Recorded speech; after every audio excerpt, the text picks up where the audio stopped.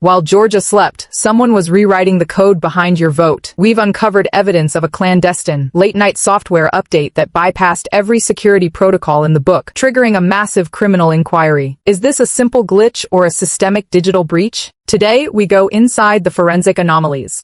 The lights inside the Fulton County Election Operations Center were supposed to be off by midnight. The cameras were still recording.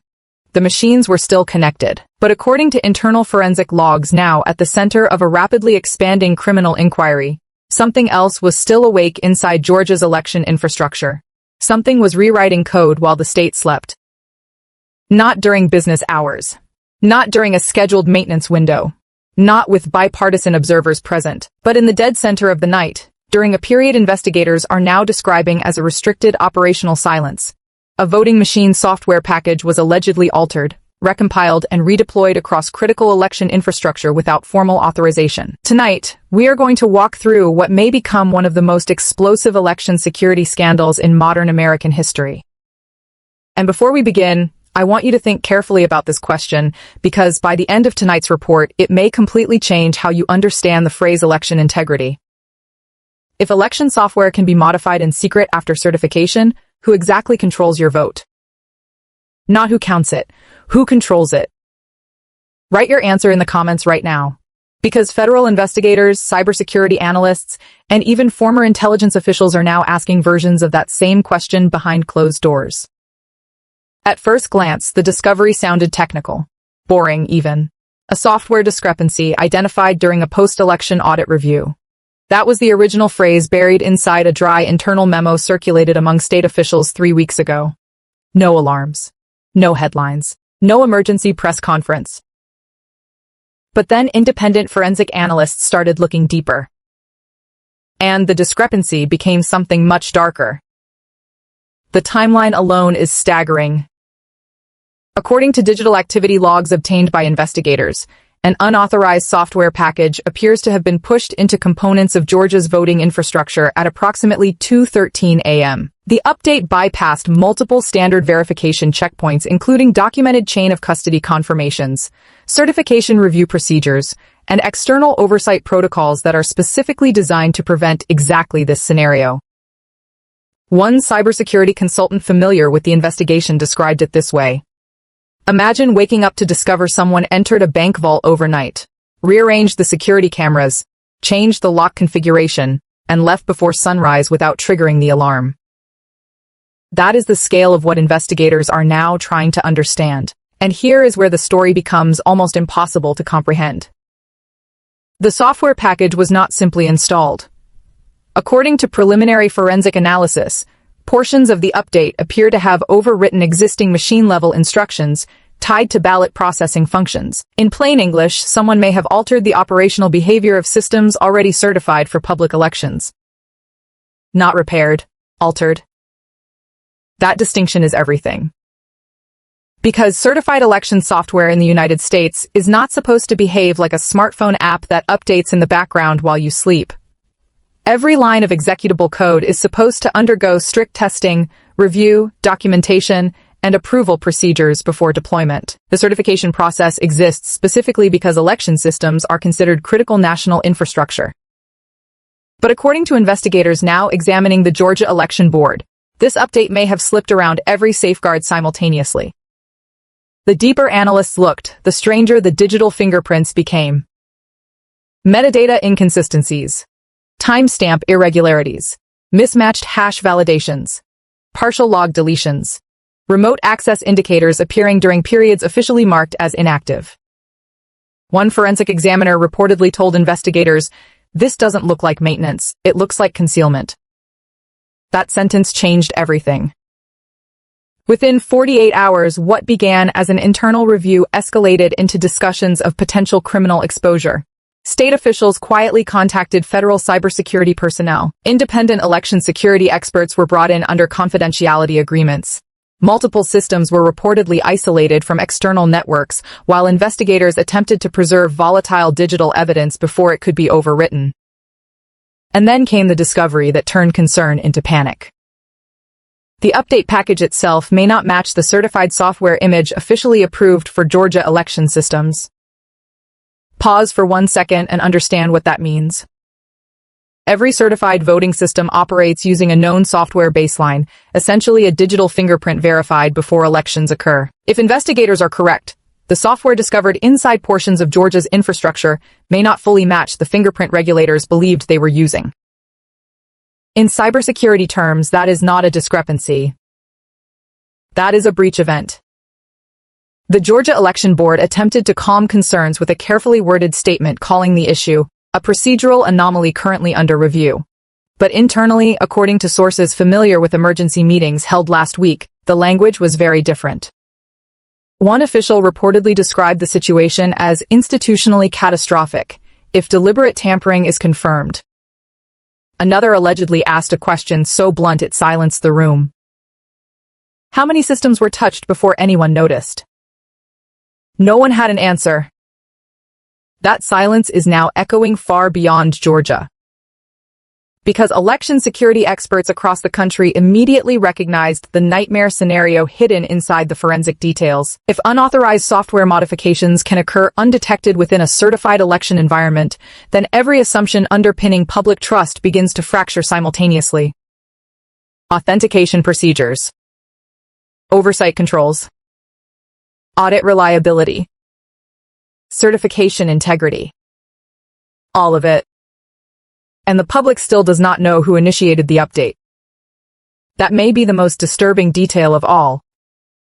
Investigators have reportedly identified evidence of credential usage connected to authorized administrative access pathways, but sources say several login patterns do not align with documented personnel activity schedules. In other words, whoever executed the operation may have used legitimate system permissions in illegitimate ways. That changes the nature of the investigation completely. This is no longer just a cybersecurity question. It becomes an insider access question. And insider access breaches are the nightmare scenario every election security agency fears. Most because they bypass the assumption that external defenses alone can protect the system. Then came the forensic anomaly that has now become the central focus of the inquiry. At approximately 2:47 a.m., investigators discovered evidence of what appears to be a temporary execution environment running outside the documented update architecture. The environment existed for less than 9 minutes before disappearing from standard activity logs. 9 minutes. That was enough time to deploy executable modifications, validate system behavior, and erase portions of operational trace data. One federal contractor assisting investigators reportedly compared it to a ghost process, something designed to appear, perform a function, and vanish before oversight systems recognized it existed. And when analysts reconstructed fragments of the missing activity, they found something even more alarming. The altered code may have interacted directly with ballot interpretation parameters. Now listen carefully because this part matters enormously. Investigators have not publicly stated that votes were changed. There is currently no verified evidence proving election outcomes were altered, but forensic experts are reportedly examining whether the modified software could theoretically influence how certain ballot conditions were processed under specific circumstances. That distinction is critically important. Could theoretically. Not did. But in election security, the capability alone can become politically radioactive. Because once the public believes election software can be manipulated invisibly, confidence collapses faster than facts can stabilize it. The political reaction was immediate. Lawmakers demanded emergency hearings. Election watchdog groups called for federal intervention. Cybersecurity organizations issued statements warning that public trust in democratic infrastructure may already be suffering irreversible damage. And behind closed doors, panic reportedly spread through state agencies responsible for election administration. Why?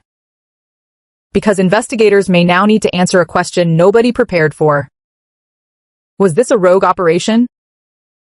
A catastrophic security failure? An unauthorized contractor action? An internal systems experiment gone wrong? Or something far more coordinated? Right now, officials genuinely do not know. And that uncertainty is poisoning everything. The most chilling moment came during a closed-door briefing described by one attendee as absolutely surreal. A senior investigator reportedly projected a side-by-side comparison between the certified software architecture and the reconstructed forensic image extracted from affected systems. The differences were small. Tiny even. A few altered instructions. Modified execution pathways. Adjusted response behaviors under conditional triggers. But one analyst in the room allegedly interrupted the presentation and said quietly, "That's enough. Not enough to guarantee manipulation. Enough to make manipulation possible. And inside election security, possible is terrifying. Because modern voting systems rely less on visible mechanics and more on invisible trust. The average citizen cannot independently inspect machine-level code. They cannot verify cryptographic signatures. They cannot audit execution environments. Democracy increasingly depends on technical guardians the public never sees and barely understands. Which means when those guardians fail, even partially, confidence itself becomes vulnerable infrastructure. The Georgia inquiry is now expanding beyond the original software anomaly. Investigators are reportedly examining vendor relationships, access permissions, remote maintenance protocols, update authorization chains, and communication records between multiple external technology entities connected to election operations. Subpoenas may follow. Criminal referrals may follow. Federal jurisdiction may follow. And already, political operatives on both sides are weaponizing the uncertainty before investigators have even reached conclusions. Some are claiming the entire system is compromised. Others insist the inquiry is being exaggerated for political theater. Meanwhile, forensic analysts continue combing through digital residue line by line, trying to determine whether they are looking at negligence, incompetence, or intentional manipulation. And then investigators uncovered the detail now causing the greatest alarm among cybersecurity officials. The update may not have originated locally. According to preliminary network tracing analysis, portions of the communication pathway associated with the unauthorized deployment appear to route through external infrastructure nodes not previously documented in election maintenance records. Again, investigators have not publicly identified foreign involvement. There is no verified evidence of an international operation. But the fact that investigators are even examining external routing pathways tells you how serious this has become. Because election infrastructure is not just technology anymore. It is geopolitical terrain. And when unexplained code starts moving through democratic systems at 2 a.m., national security agencies pay attention very quickly. Publicly, officials continue urging calm. Privately, according to multiple sources familiar with the inquiry, confidence inside portions of the election oversight apparatus has been shattered. One cybersecurity advisor reportedly summarized the crisis in a single sentence.